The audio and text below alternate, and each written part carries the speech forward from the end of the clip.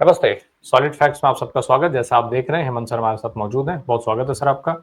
Sir इस समय तो चूंकि अब ऐसा लग रहा है कि युद्ध की तरफ दोनों देश बढ़ चुके हैं। भारत की तरफ से भी अब तो खबर आ गई ऑफिशियली, ब्रीफिंग में ये बता दिया गया कि भारत ने भी कल कुछ चीजें की जिसमें 4 एयरवेज उनके तबाह हुए।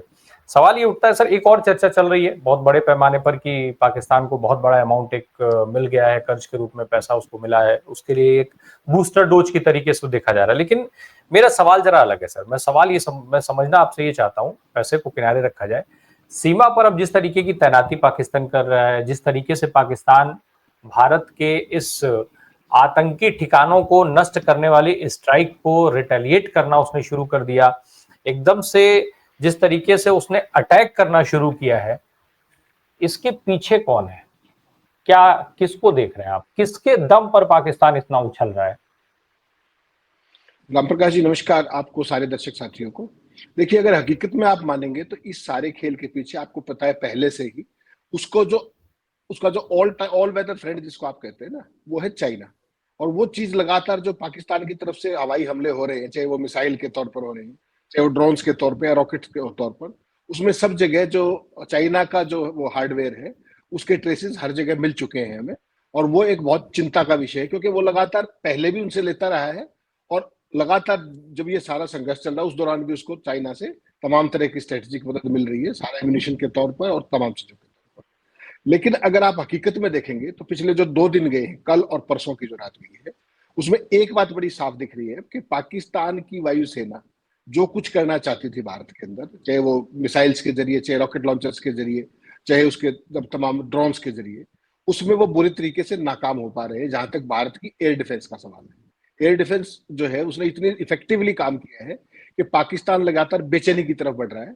और उस बेचैनी के चक्कर में ही उन्होंने, अब आपको ताजा खबर ये बता रहा हूं कि पाकिस्तान में बड़ी संख्या में थल सैनिकों की तैनाती फॉरवर्ड एरियाज के अंदर लगातार की जा रही है कल शाम के बाद से। ये बिल्कुल साफ संकेत है कि पाकिस्तान चूंकि अभी एरियल उस तरीके से नहीं करना चाह रहे बियॉन्ड ए पॉइंट, तो जमीन के जरिए जो सिविलियन एरियाज के ऊपर टारगेट कर रहे हैं और तमाम चीजें कर रहे हैं, तो थल सेना को लगातार वो बड़ी संख्या में मोबिलाइज कर रहे हैं बॉर्डर एरियाज की तरफ, फॉरवर्ड एरियाज की तरफ। तो ये जो चीज है ये बेचैनी का प्रतीक है पाकिस्तान का, कि जो एरियल उसके रूट के जरिए जो करना चाह रहे थे उसमें उनको सफलता नहीं मिल पा रही है। और भारतीय जो एयर डिफेंस है वो इतना मजबूत उनके सामने निकला जिसकी उन्होंने कल्पना नहीं की थी। और दूसरी तरफ आप देखेंगे कि पाकिस्तान का जो एयर डिफेंस था उसको लगातार भारतीय जितने भी वो है जो हमारी तरफ से हमले हो रहे हैं, वो बहुत ना केवल बहुत आसानी से उनको पार पा रहे हैं, बाकी उनके 3 से 4 बेसिस पे बहुत इफेक्टिव हमले आज सुबह भी हुए। तो पाकिस्तान की इस चिंता के कारण अब वो जो खेल करने जा रहे हैं कि वो जमीन के जरिए, जैसे आप देख रहे हैं पूरे जम्मू बेल्ट में जो बॉर्डर एरियाज है वहां पर वो मैसिव शेलिंग कर रहे हैं, फायरिंग कर रहे हैं तमाम। तो उसमें तमाम नुकसान भी हुआ, भारत के सिविलियन एरियाज को भी डेथ भी हुई, कैजुअलिटी भी हुई। आज सुबह भी एक नायब सूबेदार साहब की डेथ हुई है हिमाचल प्रदेश के। कुछ और सैनिकों के भी घायल और होने की, घायल और एक आध की डेथ की भी सूचना आ रही है।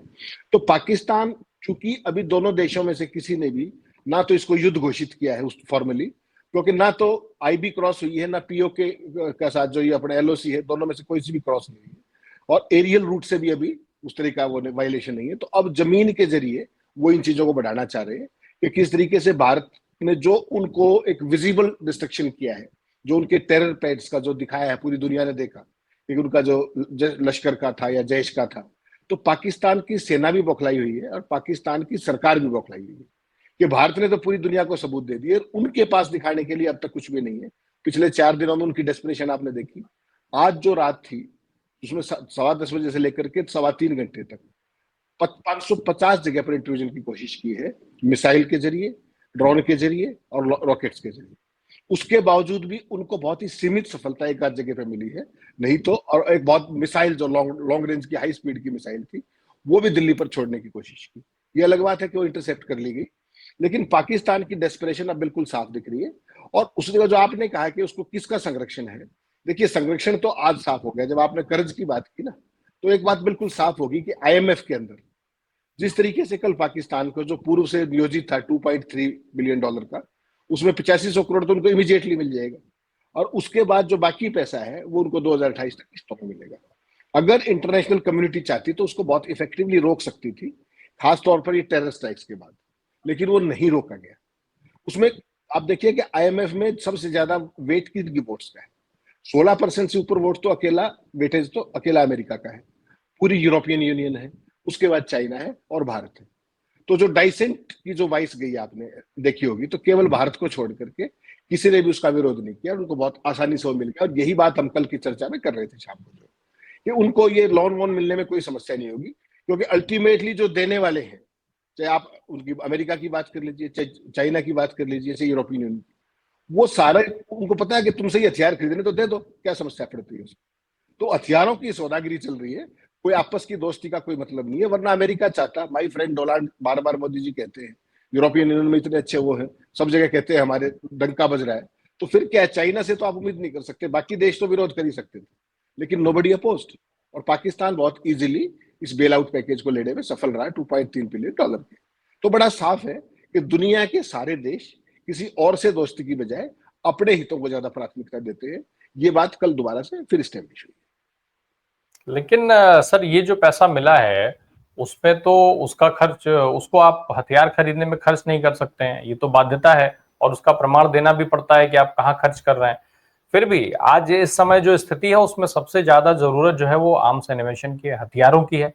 आखिर हथियार कहाँ से ला रहे हैं, और क्या पाकिस्तान को ऐसे कौन कौन से देश हैं जिनके ऊपर इतना भरोसा है कि वो जब भी उन्हें जरूरत पड़ेगी वो उनको आर्म्स एनिमेशन उपलब्ध करा देंगे? और क्या केवल टर्की या केवल चाइना के भरोसे पर इतना बड़ा युद्ध पाकिस्तान लड़ने के लिए उतर गया है? उसे अपनी जनता की परवाह नहीं है? नहीं, पाकिस्तान का देखिए पूरे का पूरा जो अस्तित्व है ना, वो भारत के विरोध पे टिका हुआ है, और उनका कोई अस्तित्व नहीं 1947 से लेकर के आज तक देख लीजिए।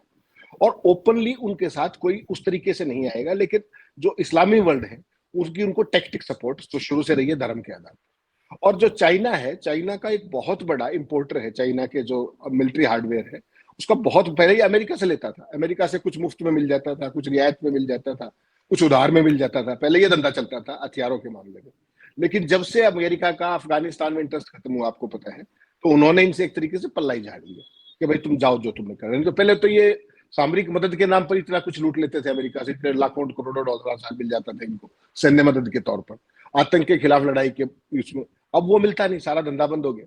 तो अब ये क्या है कि सीपैक के मामले में और इधर उधर के उसमें पाकिस्तान जो है चाइना को रिलीफ देने के चक्कर में, तमाम रूट्स देने के चक्कर में, उनकी शर्तें मानने के चक्कर में उनसे बहुत सारा मिलिट्री हार्डवेयर खरीद रहा है बहुत बड़े पैमाने पर। और टर्की का तो आपने देखा ही कि 20 जहाज लगातार उतरे हैं वहां से, जितने भी ड्रोन हैं ये सारे टर्किश मेड है जो उन्होंने यूज किए। उसके बाद जो बाकी रॉकेट लॉन्चर्स और मिसाइल्स हैं वो सारी चाइना की। तो ये दोनों देशों का अभी तक विजिबल फुटप्रिंट मिला है जो पाकिस्तान वेपनरी यूज कर रहा है अभी तक। बाकी उनकी अपनी मिसाइलें हैं कुछ जो भी है, और जो लॉन्ग रेंज की जो आज मिली है सुबह फतेह मिसाइल सिरसा के पास जो इंटरसेप्ट हुई, वो भी उसका भी टारगेट शायद दिल्ली का ही था, जो अभी तक ऑफिशियली कंफर्म उस तरीके से नहीं किया गया, बट टारगेट उसका दिल्ली ही था। तो पाकिस्तान इतना बौखलाया हुआ है कि वो किसी भी सूरत में दुनिया को अपना ये दिखाना चाह रहा है कि हमने भी इंडिया के अंदर विजिबल डिस्ट्रक्शन किया है। और वो जो अब तक नहीं कर पाया, तो उसके लिए वो किसी भी हद तक जाने को तैयार है, just short of declaring it war. वो कुछ भी करने को तैयार है, केवल दुनिया को ये दिखाने के लिए कि देखिए हम अपना माकूल जवाब दे रहे हैं। उसमें वो अभी तक नाकाम रहे हैं, और उन्होंने इस ऑपरेशन का नाम भी बुनियान मरसूस रख दिया है। जैसे हमने लिखा ना कि हमारा जो ऑपरेशन है वो सिंदूर रखा, तो उन्होंने भी अपने इस ऑपरेशन का नाम ऑफिशियली वहां की पाकिस्तान की आर्मी ने डेजिग्नेट कर दिया है। सैनिकों को लगातार बॉर्डर की तरफ पिछले 2 दिनों में आप देखेंगे बड़ी संख्या में मोबिलाइजेशन है, ट्रूप मोबिलाइजेशन बोलते हैं इसको, फॉरवर्ड एरियाज के अंदर। और ये सारी चीजें बेसिकली एक चीज का इशारा कर रही है कि पाकिस्तान एक बार, केवल एक बार दुनिया को दिखाना चाह रहा है कि देखिए हम भी किसी लायक है। अभी तक जो पूरी स्थिति है पिछले 4 दिनों के अंदर आपने देखा, उन्होंने बहुत ही डेस्परेट कोशिशें की है। परसों में उन्होंने 500 से ऊपर जो ड्रोन छोड़े थे, कल रात को भी 550 के आसपास, आज सुबह भी दिन दहाड़े लगे हुए हैं लोग। अभी जब मैं और आप बात कर रहे थे, जम्मू के अंदर, पूरा जम्मू कश्मीर के अंदर, पंजाब के अंदर, उधर भुज के अंदर, राजस्थान के अंदर रह रहे कर वो तमाम एरियाज को, इवन हिमाचल के अंदर उनके कुछ रॉकेट की शेल्स मिले। तो ये सारी चीजें बेसिकली वो डेस्परेशन दिखा रही है कि वो एक विजिबल इंपैक्ट दिखाना चाह रहे हैं पाकिस्तान आर्मी का, पाकिस्तान एयरफोर्स का। और उसके लिए वो कोई भी, क्या जिसको आप कहते हैं ना, कि खतरा उठाने को भी तैयार है, एस्केलेशन का खतरा भी उठाने को तैयार है, क्योंकि उनको ये पता है कि फुल फ्लेज उसके अंदर दुनिया नहीं चलने देगी। अभी तक जो आपको लग रहा है कि दुनिया इंटरेस्ट नहीं ले रही, उसका एक बड़ा कारण ये भी है कि लिमिटेड स्केल पे ये हो रहा है और बड़े लेवल पे डिस्ट्रक्शन नहीं है। लेकिन भारत ने आज एक स्टेप और आगे बढ़ाया है आज सुबह, जब उन्होंने जो पाकिस्तान की हरकतों को देखते हुए उन्होंने पाकिस्तान के 8 मिलिट्री टारगेट्स को भी हिट किया। तो ये अभी तक क्या था कि अभी तक हम केवल उनके मिलिट्री उसको ही कर रहे थे, लेकिन पाकिस्तान ने जिस तरीके से प्रवोक किया उसमें फिर मजबूर होकर के भारतीय सेना को भी उस लेवल पर जाना पड़ा। तो ये चीजें लगातार एस्केलेशन की तरफ है। अब ये डिपेंड करेगा, हम अपनी तरफ से इनिशिएशन नहीं कर रहे हैं, जो पाकिस्तान कर रहा है उसको केवल रिटेलिएट किया जा रहा है। ये चीज ध्यान रखने की। अब ये जो सारे देश जिस तरीके का भी आपने जिक्र किया, भाई चाइना, टर्की, ये सारे देश तो भाई हैं, लेकिन अमेरिका जैसे देश का जो खुद आतंकवाद का भुक्तभोगी रहा है, उसका खुल करके भारत के साथ खड़ा ना होना, ये बड़ा सवाल नहीं है? वो भी खास करके तब जब इस समय बहुत अच्छे रिश्ते बताए जा रहे हैं। प्रधानमंत्री जी बार बार ये दावा करते हैं कि डोनाल्ड साहब से उनके संबंध बहुत अच्छे हैं, बहुत मजबूत हैं, माई फ्रेंड डोनाल्ड, और इस तरीके का वो करते हैं। अब की बार ट्रंप सरकार और ये सब किया उन्होंने, तमाम कार्यक्रम। ये कुछ क्या बड़ा सवाल नहीं खड़ा करता है? Ram Prakash ji, Donald Trump is a rank opportunist person. पहले भी 4 साल के लिए राष्ट्रपति रहे थे, तब भी उन्होंने कौन सा भारत का कौन सा भला कर दिया था? उनकी केवल और केवल जो सोच है ना, वो केवल अपने देश तक सीमित है, मुनाफाखोरी तक सीमित है। वो तो F-35 भी इंडिया को चिपकाने के चक्कर में थे। वो तो एक अलग बात है कि मोदी ने उस टाइम तो कुछ नहीं कहा, लेकिन उस दिशा में अभी तक कदम नहीं बढ़ा है। उनको तो अपना जितना भी जो उनका माल है उनको कहीं ना कहीं डंप करना है, चाहे वो फील्ड प्रोजेक्ट हो चाहे पास प्रोजेक्ट हो, उससे उनको बहुत फर्क नहीं पड़ता। आज जो सबसे बड़ी चिंता की बात सामने आई है, सारे दर्शक साथियों को बता दूं, दुनिया के जो सबसे 7 विकसित औद्योगिक राष्ट्र है G7, उन्होंने जो आज स्टेटमेंट जारी की है वो भारत के लिए बड़ी चिंतनीय है। उन्होंने दोनों देशों को संयम बरतने के लिए कहा, एस्केलेशन रोकने के लिए कहा, सारी बात कही, लेकिन किसी ने भी पाकिस्तान को टेररिस्ट को पनाह देने वाला देश या उस रूप में परिभाषित नहीं किया। प्रवचन तो सब दे रहे हैं, लेकिन पाकिस्तान की जो फॉल्ट लाइन है जिसके कारण ये सारी हालात बने हैं, उसको लेकर के किसी ने कोई संकेत, उसमें एक ज्वाइंट स्टेटमेंट आई है अगर आपने देखी होगी तो, उसमें संयम बरतने की बात है, सारा उपदेश है, लेकिन उसमें कहीं भी पाकिस्तान टेररिज्म को पनाह देता है, टेररिज्म को पोषित करता है, इस बात का कहीं जिक्र नहीं किया गया है। केवल आतंकवाद की निंदा कर देने से ये भारत के लिए एक तरीके से कहा जाएगा कि भाई जो भारत उम्मीद करता है G7 कंट्री से, वो उस पर खरे नहीं उतरे और सारे देश अपना अपना इंटरेस्ट देकर एक औपचारिकता निभा रहे हैं कि भाई एक तनाव बढ़ रहा है, उसमें हमने भी अपनी आहुति डाली थी कि भाई हमने भी रिक्वेस्ट की थी कि आप इसको बढ़ने मत दीजिए। सारी दुनिया, आपने अमेरिका के वाइस प्रेसिडेंट को देखा किस तरीके से उन्होंने कहा कि साहब हमारा क्या मतलब है इससे, उन्होंने पल्ला ही झाड़ लिया। आज सुबह भी जो अमेरिका के विदेश मंत्री हैं, आज भी उन्होंने अपने अपने जो विदेश मंत्री हैं जयशंकर, उनसे सुबह भी बात की, लेकिन वो किसी हल की तरफ नहीं जा रहा है बात, किसी इंटरवेंशन या किसी दोनों तरफ को बिठा करके उस दिशा में बात नहीं जा रही है। हालांकि अनऑफिशियली ये पता जरूर लगा है कि भारत और पाकिस्तान के बीच में पहली बार टेलीफोन के जरिए कुछ संवाद की शुरुआत हुई है आज दोपहर के आसपास। अब वो किस तरह पे है, क्या है, वो शाम तक सामने आएगा। पाकिस्तान में बेचैनी बहुत ज्यादा है।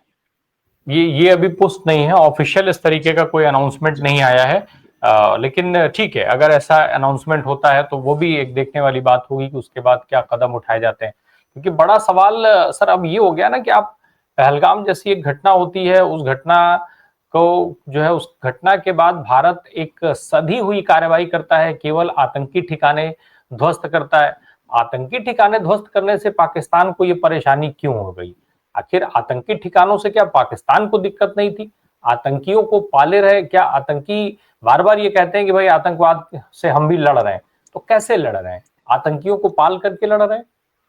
हमेशा से पाकिस्तान की तो स्टेट पॉलिसी रही है, they are basically what they are doing, India को 1000 कट्स दे रहे हैं वो थ्रू दिस टेररिज्म ओनली। उनको जब ये 71 के बाद ये लगातार समझ में आ गया था कि भारत के साथ आमने सामने की लड़ाई वो कभी नहीं जीत पाएंगे, चाहे वो न्यूमेरिकल स्ट्रेंथ के हिसाब से लगा लीजिए, चाहे किसी भी पैरामीटर पे लगा लीजिए।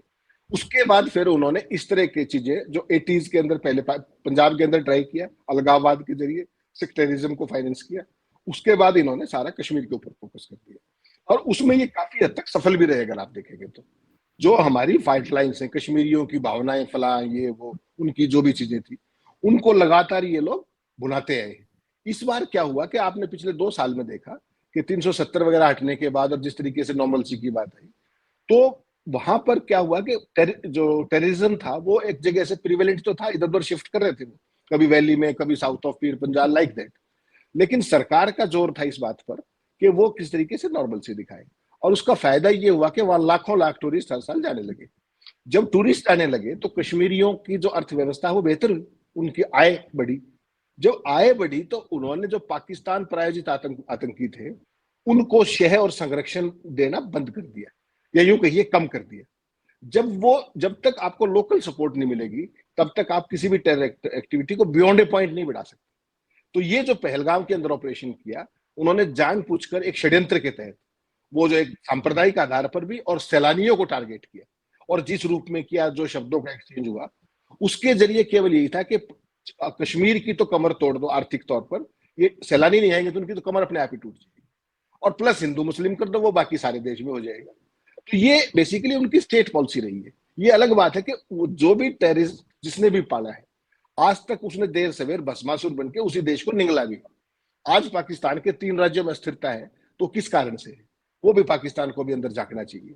ये जो भारत के लिए जिहादी है, कभी ये तालिबानियों को लाते थे, कभी उधर से लाते थे पकड़ पकड़ के, तो वो क्या था बेसिकली, ये सारा नार्को का मनी है, नार्को टेरर मनी है, सारा एंगल वो है।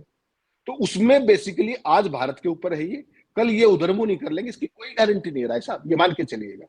और पाकिस्तान के आज तमाम राज्यों के अंदर जिस तरीके की अस्थिरता है, और वहां भी सिविल वार की स्थिति है बहुत सारी जगह पर, तो पूरी दुनिया उस पर भी नजर मार। Pakistan otherwise is a failed state. जिस देश की पॉलिसी ही, पूरे देश का अस्तित्व देखिए क्या है, कि भारत के विरोध पे टिके हुए हैं, पहली बात तो ये है। और टेररिज्म जिसकी स्टेट पॉलिसी हो, तो उसका आप आसानी से उसका देख सकते हैं कि उसका वर्तमान क्या है, उसका भविष्य क्या है। उसका वही भविष्य है जिसको वो प्राप्त होने जा रहा है आतंकवाद को पालने पोसने के बाद।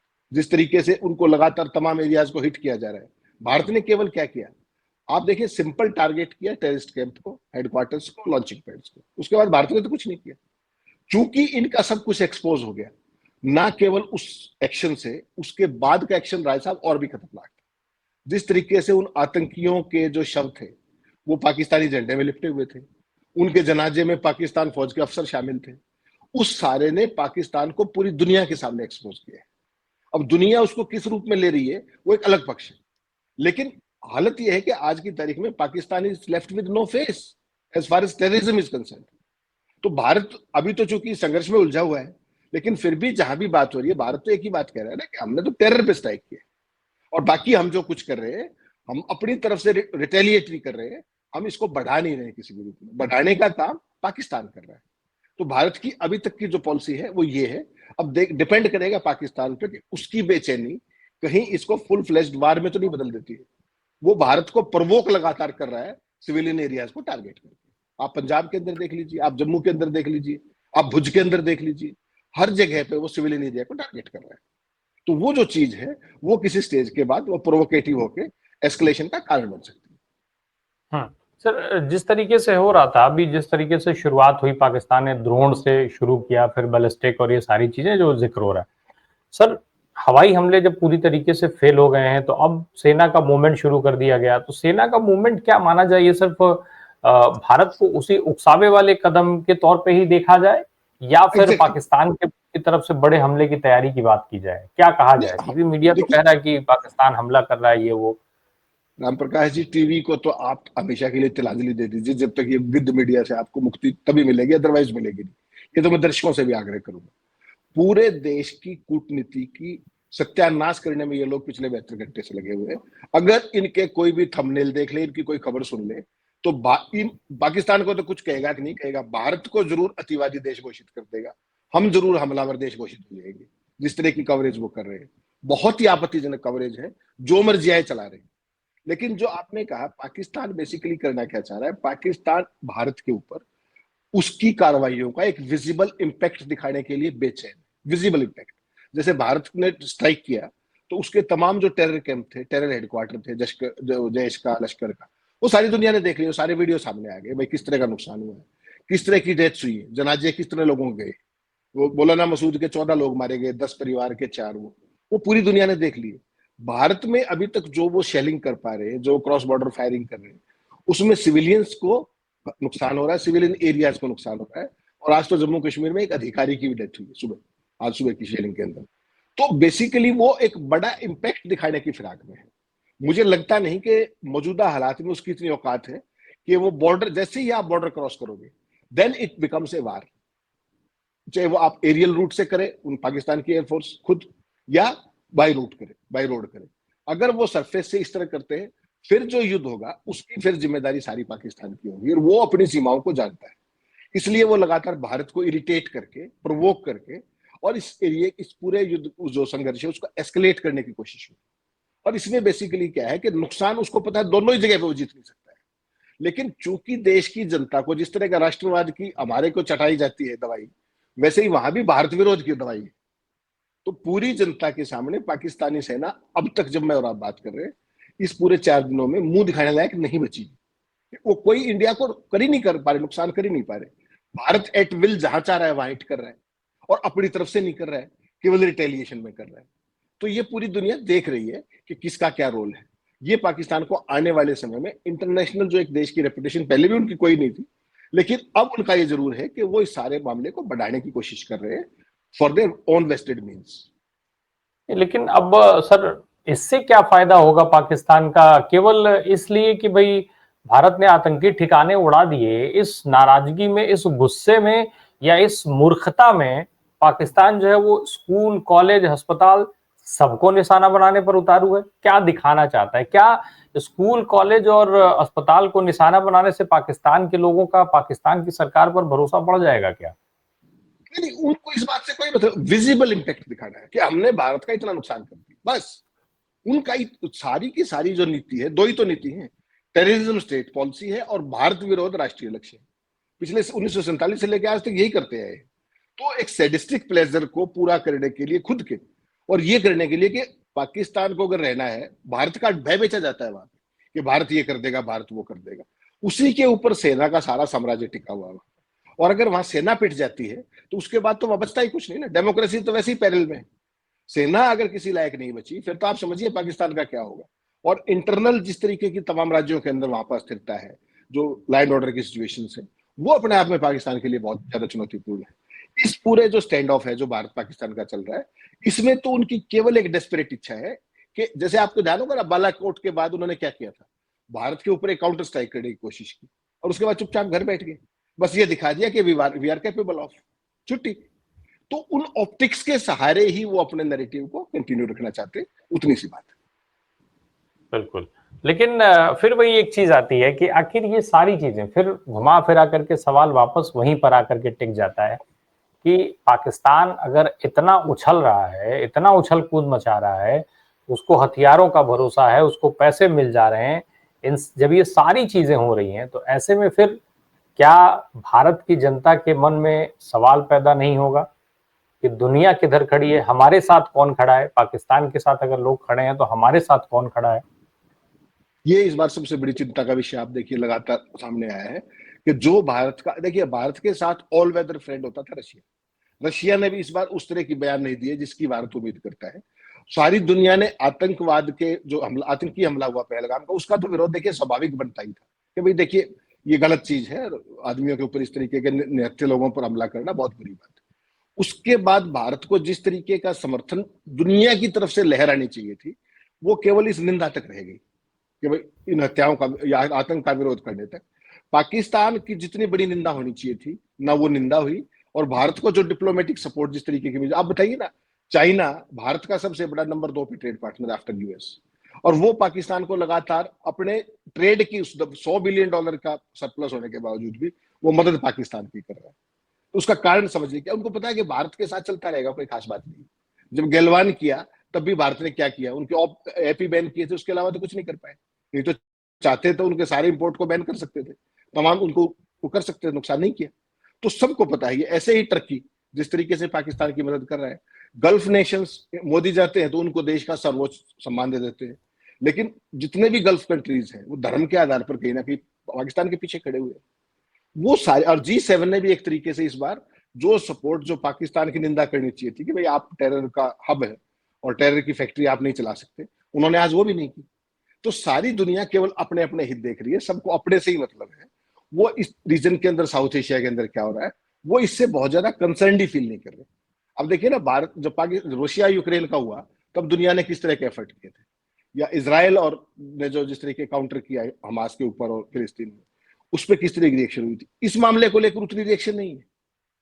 तो इसका ये मतलब समझना पड़ेगा कि पूरी दुनिया ने अब खुद को अपने तक केंद्रित कर लिया, चाहे कोई बड़ा हो चाहे छोटा हो। और अमेरिका इस सारे खेल का सबसे बड़ा दादा है। उसको ये पता है कि यहाँ से जो है ये अपने आप लड़ भिड़ के बैठ जाएंगे, तुम्हें ज्यादा नेतागिरी करने की जरूरत नहीं है। वो सरपंची जो करने की इच्छा है, वो सरपंची उनकी हो नहीं पा रही है। आपको पता है ट्रंप की तो मध्यस्थता की बड़ी ज्यादा पुरानी इच्छा है कि मैं I will mediate, he is ready to mediate anywhere, चाहे कोई बुलाए चाहे ना बुलाए।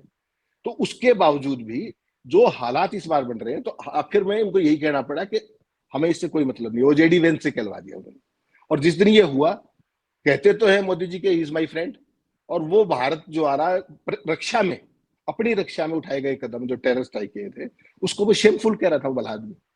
तो यहाँ कौन किसका दोस्त है, कौन क्या है, ये भी आज की तारीख में एक उलझा हुआ सवाल है। बिल्कुल बिल्कुल। बहुत बहुत धन्यवाद हेमंत सर हमसे बात करने के लिए। इस परिस्थिति में ये बहुत जरूरी है कि देखा जाए, और शायद मुझे लगता है ये एक बड़ा सबक भी होना चाहिए भारत की डिप्लोमेसी के लिहाज से। कितना सीखा जाता है नहीं पता। Thank you so much sir.